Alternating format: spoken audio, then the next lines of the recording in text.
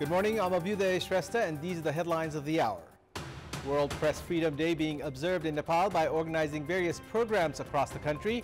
President Ramchandra Paudel says press freedom a must in democracy. Government remains indifferent while wildfires spread across the country.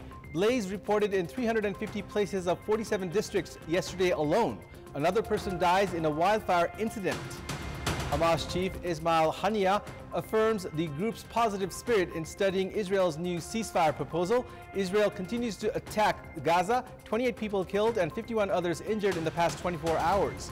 And Sunrisers Hyderabad register an exciting one-run victory over Indian Premier League leaders Rajasthan Royals in a nail-biting finish to climb to the 4th spot of the points table.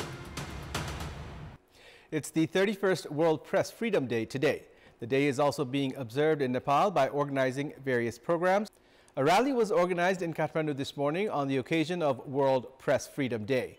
Journalists from various organizations participated in the rally this morning.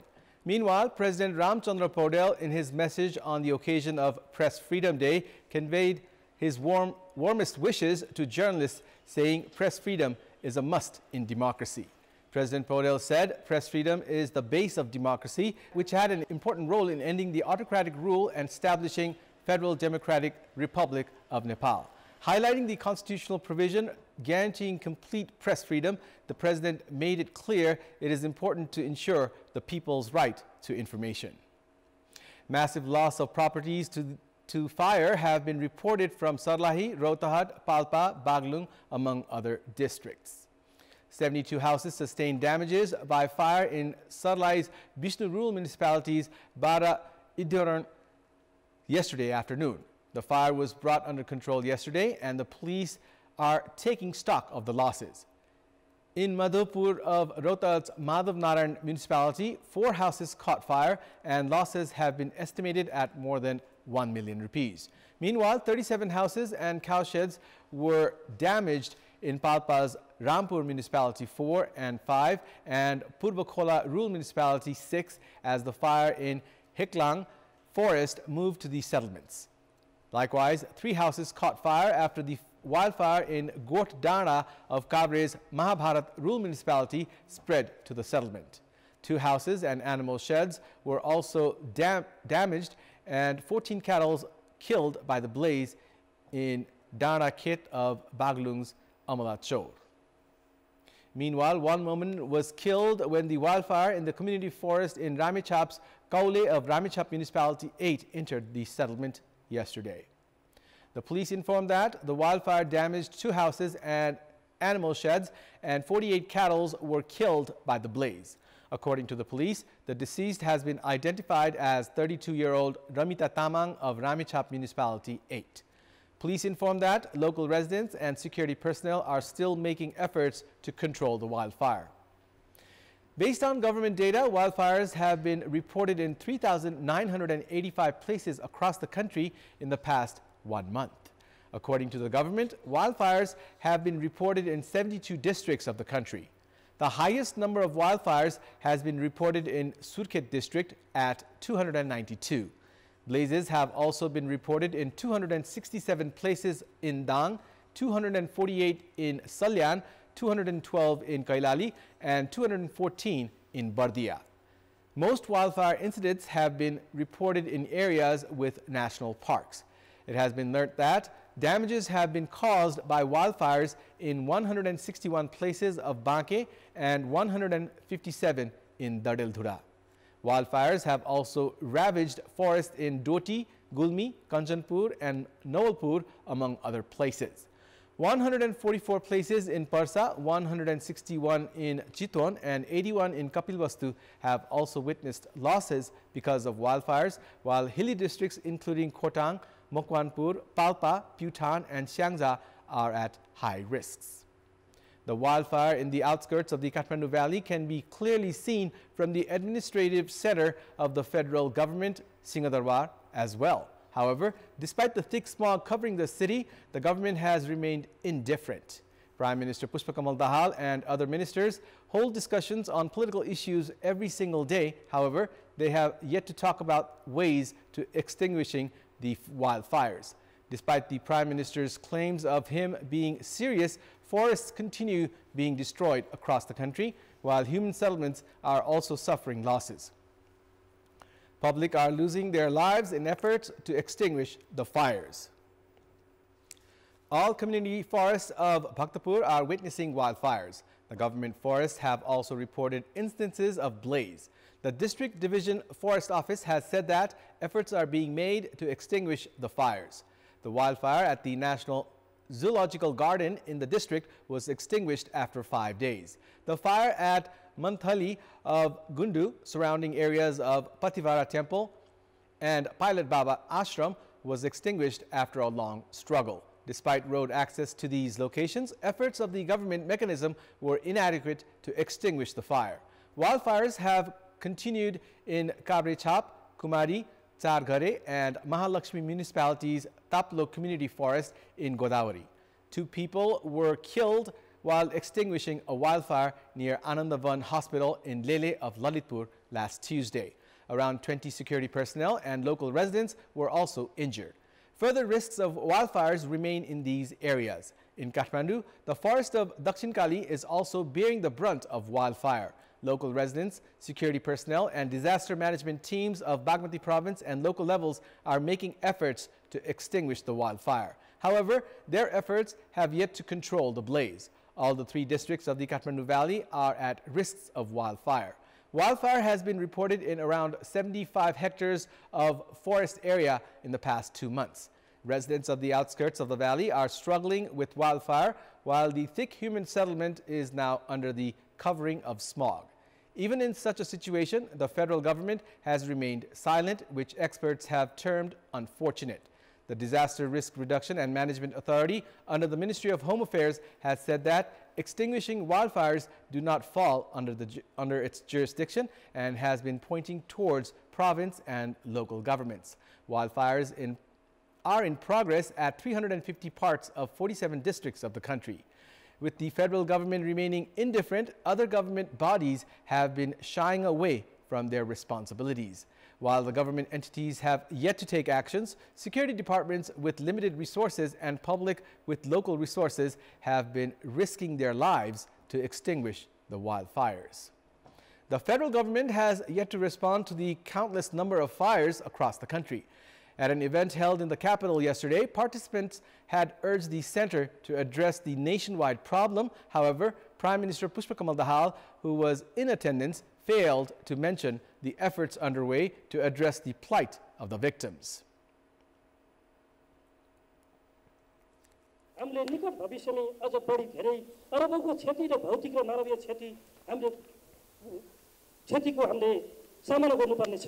पछिल्लो समय देशव्यापी रूपमा फैलिएको आगलागीले गुल्मी जिल्लामा पनि ठूलो क्षति पुगेको प्रति म गहिरो दुःख व्यक्त गर्न चाहन्छु र सबै पीडितहरूका पक्षमा सरकारको तर्फबाट आवश्यक सहयोगको प्रतिबद्धता व्यक्त गर्दछु।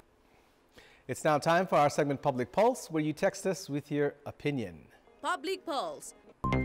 Here's the question. Massive losses are being caused by wildfires across the country. Why has the government not been able to take effective steps to control the wildfires?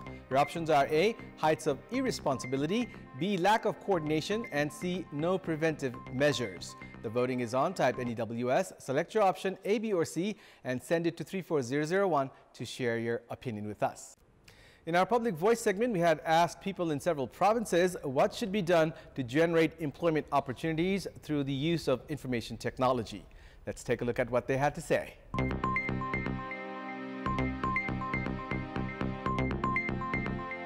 राज्य नै सूचनालाई व्यवस्थित गर्ने कुरामा चाहिँ तल लाग्नुपर्छ। कृषिको क्षेत्रमा, उद्योगको क्षेत्रमा, शिक्षाको क्षेत्रमा लगायत सबै क्षेत्रहरूमा चाहिँ प्रविधिको जुन ढंगले विकास भएको छ त्यो चीजलाई चाहिँ अवलम्बन गर्न सकियो भनेदेखि चाहिँ व्यापक रूपले के छ भन्दाखेरि रोजगारीहरू सृजना हुन सक्छ। सम्पूर्ण देशै एउटा भूगोल भएको हुनाले घर घर कोठा कोठामा बसेर चाहिँ हामी संसारका काम गर्न सक्छौं। घर बसी हैन अनलाइन मार्फत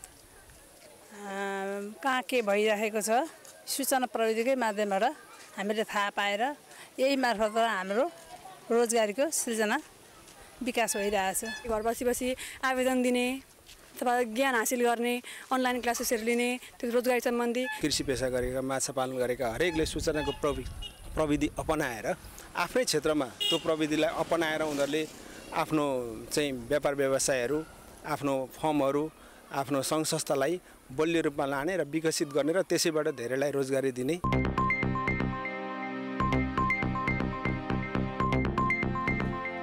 It's time now for the international updates.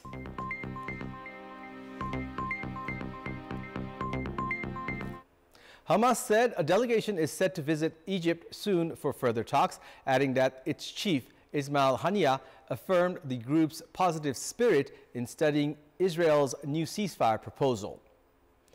Hamas chief Haniyeh has discussed the latest Israeli proposal for a truce in Gaza and an exchange of captives for prisoners with Egyptian and Qatari mediators. Haniyeh held separate phone calls with Egypt's intelligence chief Abbas Kamel and Qatar's Prime Minister and Foreign Minister Mohammed bin Abdul Rahman Al Thani yesterday. A statement by the Palestinian group said a delegation is set to visit Egypt soon for further indirect ceasefire talks with the objective of ending the aggression against people in the besieged and bombarded enclave. U.S. Secretary of State Antony Blinken, while visiting Israel last Wednesday, also urged Hamas to accept the truce plan. Voices are being raised all over the world saying that the Gaza war should be stopped. After the continuous demonstration of Palestinian supporters in U.S. universities, now there are demonstrations in Australia and Canada on the same issue. Meanwhile, the enclave's health ministry reported 28 people have been killed and 51 others injured as a result of the Israeli military operation in the Gaza Strip over the past 24 hours. But Israeli Prime Minister Benjamin Netanyahu has continued his stance of destroying Rafah. The International Court of Justice is also warning against Israel's aggressive style. 8 children were injured in Ukraine's northeastern Kharkiv region yesterday when Russian-guided bombs struck a site close to a sports complex where they had been training. The local officials confirmed about the attack and injured children.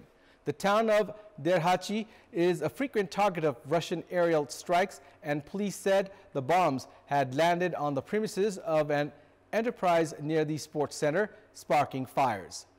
Derhachi is near the border with Russia. The Kharkiv region has long been targeted by Russian attacks, but the strikes have become more intense in recent months, hitting civilian and energy infrastructure. Moscow denies deliberately targeting civilians, but thousands have been killed and injured in the war that began with the full-scale invasion of Moscow troops in February 2022. Over 1 million Rohingya living in the Kutupalong refugee camp in southeastern Bangladesh are suffering a brutal heat wave with temperatures reaching up to 42 degrees Celsius. Kutupalong is one of the largest refugee settlements in the world, and even though authorities have encouraged people to stay indoors during the day, many are forced to go about their daily activities, exposing themselves to extreme temperatures. People in Kutupalong collect rations, cook, and strip bamboo for building materials daily. The heat in the camp's informal structures is unbearable, according to one refugee, driving them outdoors to seek shelter under trees or umbrellas. There have been reports of heat strokes and severe dehydration. Left exposed to the elements, several children have developed skin conditions. This month, Bangladesh has recorded extreme temperatures every day except 9th and 10th of April. Scientists have said climate change is contributing to more frequent, severe, and lengthy heat waves during summer months. That's all for the moment. Thank you for watching. Have a good day.